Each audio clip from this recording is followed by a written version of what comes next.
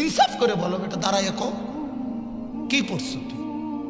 তোর বাংলা, অঙ্ক, ইংরেজি, পদার্থ, জীববিজ্ঞান, এতগুলো বিষয়, একটা বিষয় তোর এটা শিখাইলো না? হ্যাঁ, এ জীবন, এটাকে হায়াত বলে? সারাদিন এক ওয়াক্ত নামাজ যার কপালে জোটে নাই, তুই মানুষ বেটা? ইনসান তুমি? এটা সন্তান হইল? এটা মুসলমানের ঘর হইল বাজার? আল্লাহর কসম, ওই ঘরওয়ালারা চিৎকার করে কাঁদা উচিত। ওই মায়ের ঘুম হারাম হয়ে যাওয়ার কথা উচিত ছিল, যে মা চোখের সামনে দেখতেছে আমার ছেলে এক ওয়াক্ত নামাজ পড়ে না। ওই মা ভাত রান্দা তো পরের কথা, মা পাগল হইয়া কাঁদা দরকার ছিল। শ্রোতার পরিমাণ আরো কম দেখা যায়, এতে কোনো অসুবিধা নেই। শ্রোতার সংখ্যার ভিত্তিতে হেদায়েত না, কামিয়াবি না। ইসলামে কামিয়াবি সংখ্যার ভিত্তিতে না, কথাটা বুঝছেন কিনা? ইসলামে সফলতা কিসের ভিত্তিতে না? সংখ্যার ভিত্তিতে, আল্লাহ তাআলার রহমের ভিত্তিতে, আল্লাহ তাআলার নুসরতের ভিত্তিতে।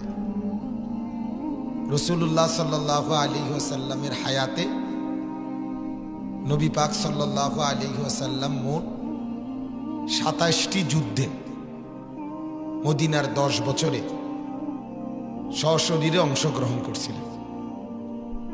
এবং এই 27টি যুদ্ধের মধ্যে কেবল একটি যুদ্ধে, সেই যুদ্ধের নাম হলো হুনাইনের যুদ্ধ। মক্কা বিজয়ের পরে এই যুদ্ধ হয়েছিল। ওই যুদ্ধেই একমাত্র, এই 27টা যুদ্ধের মধ্যে কাফেরদের চাইতে মুসলমানদের সংখ্যা বেশি ছিল।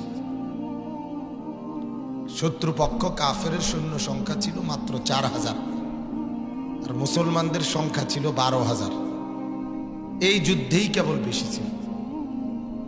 আবার এই 12000-এর মধ্যে একবারে নতুন মুসলমান হয়েছে, মানে 1-2 দিন হয়েছে মাত্র, এমন মুসলমান হয়েছে 2000। এর একবারে নতুন যোগ হয়েছে।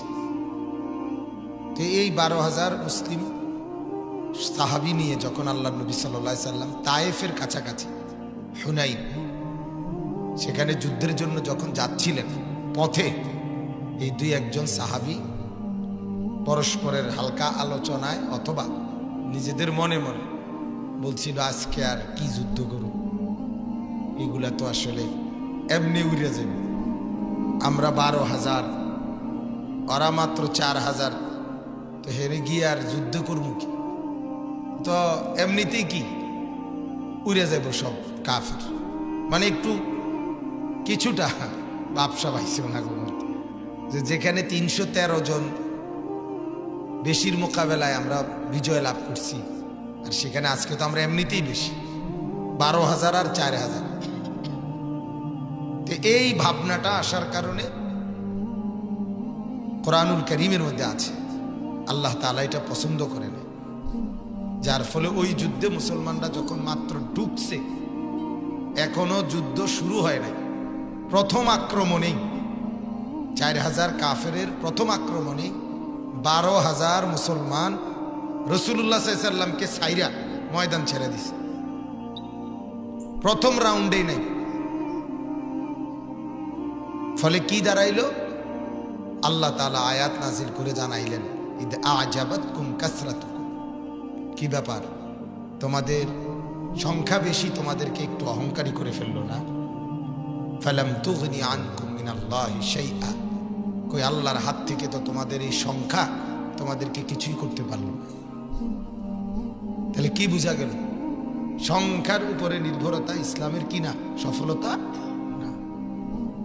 আপনারা আগাইতে হবে, আপনাদেরকে বলতেছি, প্রত্যেকে আগাইতে হবে, প্রত্যেকে। নাইলে আপনার জন্য আমার ওয়াজ না, সোজা কথা। আপনি নারাজ হয়ে চলে গেলে এটা আমার কোনো অসুবিধা নেই, কিন্তু গাফেলের জন্য ওয়াজ না। কথা বুঝছেন না? একজন সচেতন মানুষকে বলা ভালো, গাফেলকে বলার মধ্যে ফায়দা কম। এটা বহুত বড় ব্যাপার।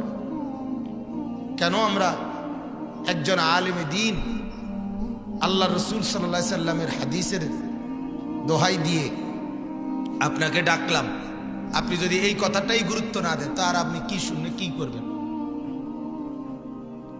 আমাদের কথাগুলোর মাকসাদ তো এটা যে আপনারা শুনবেন, নিজেদের জীবনে আমল করবেন।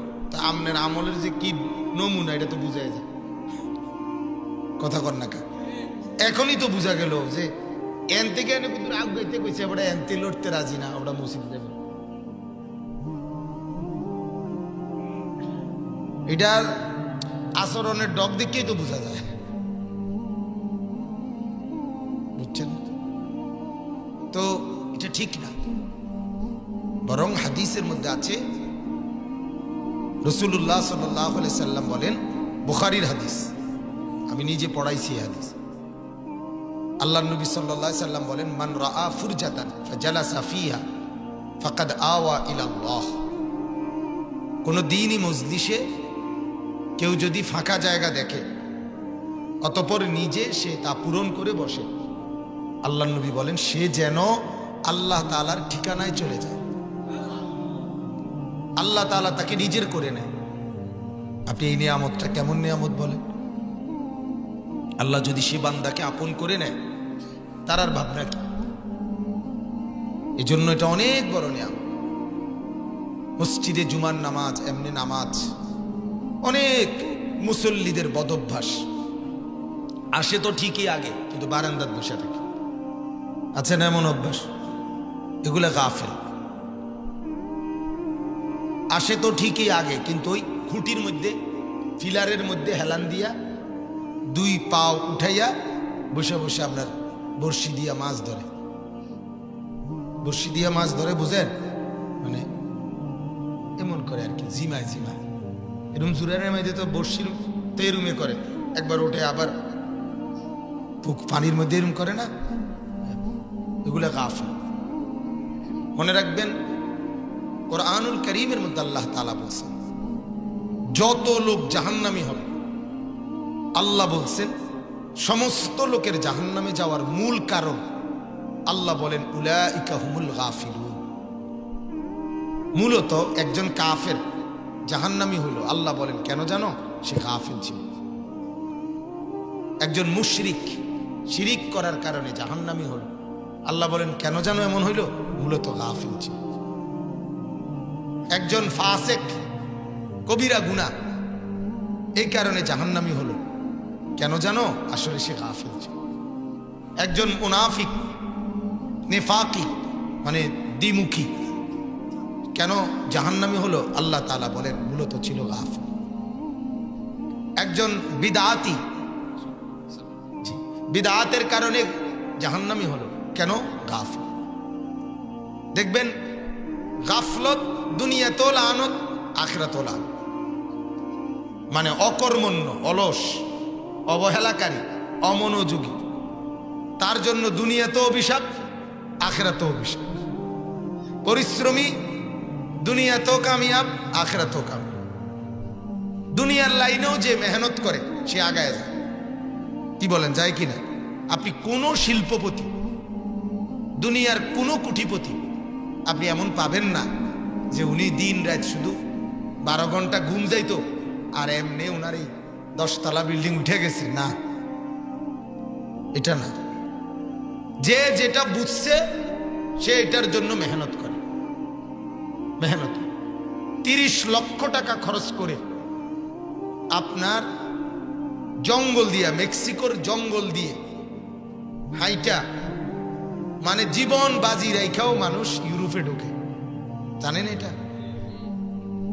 ইউরোপে যায়, পথে কত মানুষ হারায় যায়, কত মানুষ জেলে আটকায় যায়, কিন্তু জান বাজি রাখে সে।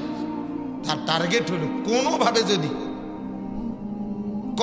যদি বর্ডারটা ক্রস করতে পারে, আমেরিকার সীমানাটা ফুটতে পারে, তাই তো সাহেব। কোনোভাবে যদি অস্ট্রেলিয়ার বর্ডারটা পার হইতে পারে, তাই তো সেরে গেলাম। চাই না, রিক্সটা লই না। 30 লক্ষ টাকা দিয়ে রিক্স জীবন বাজি রাখে। দুনিয়া সে এমন বুঝা বুঝছে, সম্পদ তাকে এমনভাবে নেশাগ্রস্ত করছে, মাল তাকে এভাবে আকৃষ্ট করছে, সে তার পুরা জান হাতে নিয়ে এরপরও ঢুকতে চেষ্টা করে। তাহলে মেহনত, পরিশ্রম দুনিয়াতেও কাউকে ঠকায় না, আখিরাতেও ঠকায়। ফামান তালাবাল উলা সাহারাল লায়ালি। আমরা আরবিতে পড়ছি আমাদেরকে ছাত্র জীবনে, উস্তাদরা বহুবার কইছে এই কথাটা, যে রে বাপ, যে বড় হতে চায় তাকে বহু রাত জাগতে হয়। ফামান তালাবাল উলা সাহারাল লায়ালিয়া, অনেক রাত জাগতে হয়। মেধাবী ছাত্র ভবিষ্যতে যে আগায় যাবে, সে প্রথম থেকেই টার্গেট নির্ধারণ করে যে বন্ধুরা সব গাফেল হোক, আমাকে রাত্রে জেগে পড়তে হবে, আমারে আগাইতে হবে। এজন্য বাজান কোনোভাবে গাফেল না হওয়া। দেখেন উলামায়ে কেরামের এই বয়ান, কোরআন সুন্নাহর এই কথা, এটা শোনা, এটা একটা মুস্তাকিল ইবাদত, মানে এটা একটা পৃথক, এটা একটা ইবাদত। আবার আমলে পরিণত করা, এটা একটা ইবাদত।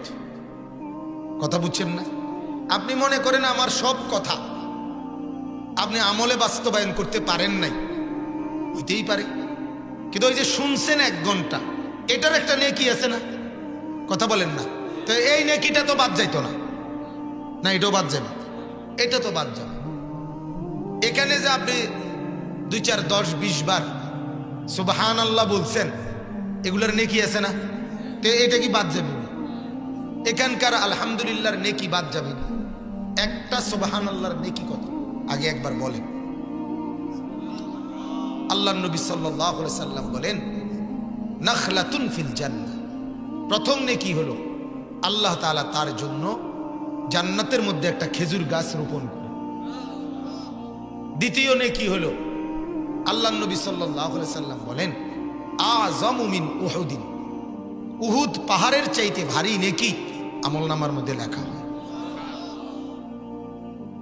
100 বার যদি কেউ পড়ে সুবহানাল্লাহ সুবহানাল্লাহ, এভাবে ধীরে ধীরে আস্তে আস্তে মহব্বতের সাথে দিল দিয়ে, আল্লাহর নবী বলেন নবী বংশের 100 গোলাম আজাদ করার সওয়াব লেখা। লাভ কিনা বলে?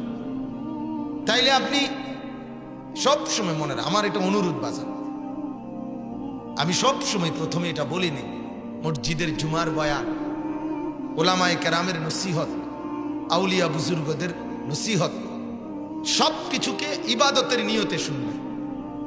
ভাববেন যে এটাতে আমার একটা নেকি আছে, এই নেকির বরকতে আল্লাহ আমাকে আমল করারও তৌফিক দিন। কোরআনে আল্লাহ বলছে, ফাসতামিউ লাহু, আমার কোরআন যখন পড়া হয় তোমাদের কাছে, তোমরা মনোযোগ দিয়ে শোনো, ওয়া আনসিতু, এবং চুপ থাকো, লাআল্লাকুম তুরহামুন, আল্লাহ নিজে বলেন অবশ্যই তোমাদের উপরে রহমত নাজিল করা হবে যদি কি করো, মনোযোগ দিয়ে শোনো। এখন এই রহমত মানে কি? তাফসীরের মধ্যে আছে, এই রহমত হলো আল্লাহ তাআলা তাকে ওই আমলটি করার তৌফিক দান করবে। তুমি যে কোরআন শরীফ মনোযোগ দিয়ে শুনছো মহব্বতের সাথে, এই বরকতে আল্লাহ তাআলা অচিরেই তোমাকেও পড়বার তৌফিক দিবে, তোমার ভিতরেও জজবা আসবে, আহারে এমন কোরআন যদি আমি পড়তে পারতাম। আলহামদুলিল্লাহ বর্তমানে দেখবেন বিভিন্ন মুসলমানরা, অগণিত মুসলমান যারা সুন্দর কণ্ঠে আল্লাহর কোরআন তেলাওয়াত শুনবার কারণে এই বরকতে পাক্কা নিয়ত করে যে আমার ফুতুরও বানাবো। এরকম লাখ লাখ, হাজার হাজার, সারা বাংলাদেশে আলহামদুলিল্লাহ অগণিত মাদ্রাসা, এখন মাদ্রাসার অভাব নাই, সবার কাছেই কম বেশি ছাত্র আছে। কোথেকে পায় তাহলে? কি মাটির তলে তাই যে মানুষের ফুত না? কথা কর না কেন? মানুষের জিফুত কিনা? তাইলে এই মুসলমানদের জিফুত কিনা? হ্যাঁ, বুঝা গেল ওই যে কোরআন শরীফ হয় মোবাইলেই শুনছে, ক্যাসেটেই শুনছে, তো শুনবার টাইমে কারি সাহেবের পড়াটা সুন্দর লাগছে, সে দিল দিয়া শুনছে, তেলাওয়াতের পরে মহব্বতের সাথে আল্লাহু আকবার কইয়া উঠছে, আল্লাহর কাছেও ভালো লাগছে, আল্লাহ কয় যা তোর দিল খুলে দিলাম। তো ওই বরকতে সে তার নিয়ত করছে যে আমার ছেলেরও হাফিজ বানাও, আমার ছেলেরও আলেম বানাও। আমাদের কাছে তো এমন অনেক ছেলে এরকম আছে যারা এখনো বিয়ে করে না, নিয়ত করে রাখছে যে আল্লাহ যদি বিবাহ শাদী করার পরে সন্তান দেয় মাদ্রাসায় পড়া। তাইলে কেমন? এটা বরকত। ওই যে আল্লাহ যে বলছে তুমি মনোযোগ দিয়ে শুনো, তাহলে তোমার উপরে রহমত হবে, মানে এই নেকিটা আল্লাহ তোমার জন্য দিবে। তাহলে তো আপনার সন্তান যদি হাফেজ হয়, আলেম হয়, কোরআন পড়নেওয়ালা হয়, এটা আপনার জন্য লাভের বিষয় কিনা? কথা বলেন, পুঁজি কিনা? একটা জিনিস মৌলিক বুঝবেন, এক মানুষের জিন্দিগির সবচেয়ে বড় উপার্জন তো বুঝেন, টাকা পয়সা, ভাত মাছ চাল ডাল, বাড়ি গাড়ি, হ্যাঁ, জমি জামা, এই মেল ফ্যাক্টরি, এগুলা মানুষের কি উপার্জন, অর্জন, এগুলো আমার কামাই, ঠিক না বলেন? কিন্তু কোরআন সুন্নাহর ভাষায় একজন মানুষের সবচেয়ে বড় উপার্জন কামাইটা কি? আল্লাহর রাসূল সাল্লাল্লাহু আলাইহি ওয়াসাল্লাম এবং আল্লাহর কোরআনের ভাষায় মানুষের জীবনের সবচেয়ে বড় অর্জন হলো তার স্ত্রী সন্তান, বিবি বাচ্চা, পরিবার, এই মানুষগুলো, এটা হলো তার সবচেয়ে বড় অর্জন। সবচেয়ে বড় অর্জন যে তার স্ত্রী সন্তানকে দিনদার বানাইছে, কোরআন পড়নেওয়ালা বানাইছে, সেজদাওয়ালা বানায় দিয়ে গেছে, আল্লাহর কসম সে দুনিয়ার সবচেয়ে বড় সম্পদ অর্জন করছে। এটা আমরা বুঝি না।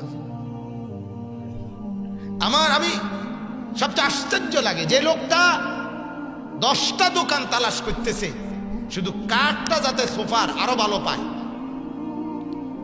এটা যাতে হেভি মজবুত কাঠ হয়। মালয়েশিয়ান কাঠ আছে কিনা ভাই দেখান, সেগুন কাঠ একেবারে ফুরাডা সার, এক বিন্দুও সাড়েতে দিবা না, মাইজগান কাটা, এরুম থেকে আমার কাটটা দিবা, দরকার হলে 5,000 টাকা বেশি নাও, 2,000 টাকা বেশি নাও। আহা মুসলমান, এক মানুষ তার সোফার কাঠটা সবচেয়ে ভালো মজবুত করতে চাচ্ছে, সোফাটাকে ভালো বানাতে চাচ্ছে, তার চোখের সামনে তার ছেলেটা এক ওয়াক্ত নামাজ পড়ছে না, ছেলেটাকে ভালো বানাইতে চাচ্ছে। এর চাইতে বড় বোকামি কি? আপনার কাছে তাহলে সোফাটা হেভি হওয়া, মজবুত হওয়া, খুব সুন্দর হওয়া, আর ছেলেটা নষ্ট হওয়া, বখাটে হওয়া, দুশ্চরিত্র হওয়া, লম্পট হওয়া, জুয়ারি হওয়া, মদখোর হওয়া, গাঁজাখোর হওয়া, নেশাখোর হওয়া, বাবাখোর হওয়া, নারীর পিছনে লম্পটের মতো ঘোরা, এটাই হলো দামি না? এটা আপনার জীবনের অর্জন হইল? হিসাব মিলা। হা মুসলমান তার কামাইটাই চেনে না, তার উপার্জন কি হওয়া এটাই সে বোঝে না, এটাই বোঝে। কথা বুঝছেন? সবচেয়ে ভালো ফার্নিচার, সবচেয়ে দামি কাচের গ্লাস, সবচেয়ে দামি একবারে মালয়েশিয়ান, এটা ইটালিয়ান চার কাপ, চায়ের কাপ ইটালিয়ান নিয়ে কি লাভ? সন্তান তো দুশ্চরিত্র। কথা বলে, স্ত্রী তো বেপর্দা, মহিলা তো সারাদিন টেলিভিশন দেখে। তাহলে এই বেহায়ার অসভ্যরে ইটালিয়ান কাপ দিয়ে চা খাবেন, লাভ কি?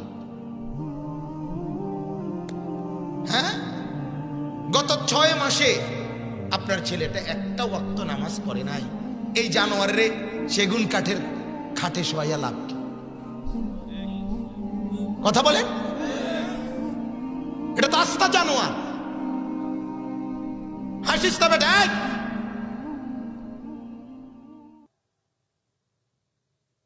হাসবা না। গুনার কথা বলার পর যার মুখে হাসি আসে সে প্রতিবন্ধী।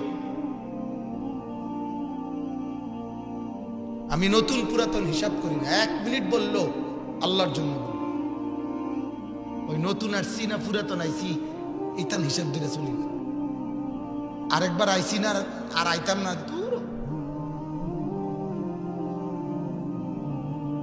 মুসলমানের সন্তানের হালাত দেখেন, চেহারা দেখেন, আখলাক দেখেন, সারাদিনে কমপক্ষে 10 বার পেশাব করছে, একটা বারও পানি লইছে না। এই অপদার্থের প্যান্টের মধ্যে কি পরিমাণ মুতের গন্ধ,